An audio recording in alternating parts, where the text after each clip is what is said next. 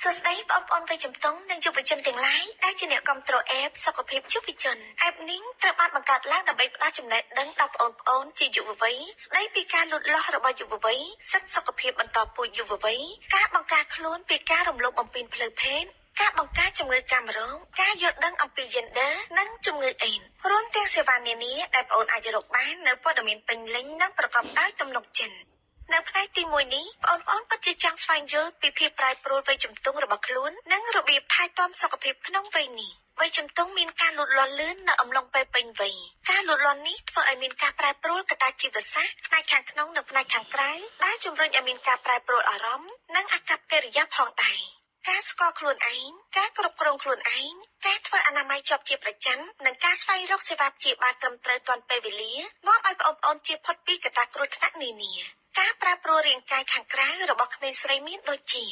លូតកម្ពស់សូដានរីកធំប្រកៀករីកសាយចេញមុនលើមុខនិងខ្នងចាប់ដើមដោះរោមឃ្លៀករោមដៃរោមជុំវិញបរិវេណប្រដាប់បន្តពូជបាយសម្លេងការបន្តលូតកម្ពស់សម្លេងក្រឡូនិងមានក្លិនខ្លួនរួមទាំងការបម្រែបម្រួលផ្នែកអារម្មណ៍ឧទាហរណ៍ឆាប់អៀនខ្មាស់ការប្រែប្រួលរាងកាយខាងក្រៅរបស់ក្មេងប្រុសមានដូចជា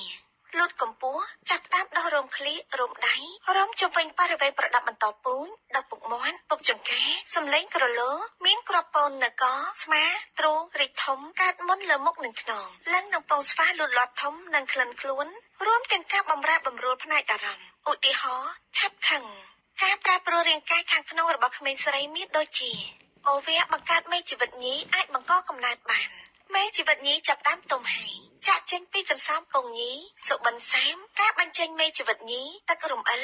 ពេលយប់បន្តបន្ទាប់មួយខែម្ដងនិងមានធ្លាក់ឈាមរដីអាចមានពណ៌ក្រហមស្រាលផ្កាឈូកក្រហមនិងក្រហមក្រមៃទៅតាមពេលវេលាការប្រែប្រួលរាងកាយខាងក្នុងរបស់ក្មេងប្រុសមានដូចជាពងស្វាចាប់ផ្ដើមផលិតទៅកាមនិងមេជីវិតឈ្មោះរាប់លានអាចបង្កកំណើតបាននិងបញ្ចេញទៅកាមដោយមិនដឹងខ្លួននៅពេលយប់នៅដំណាក់កាលដំបូងនៃភាពពេញវ័យ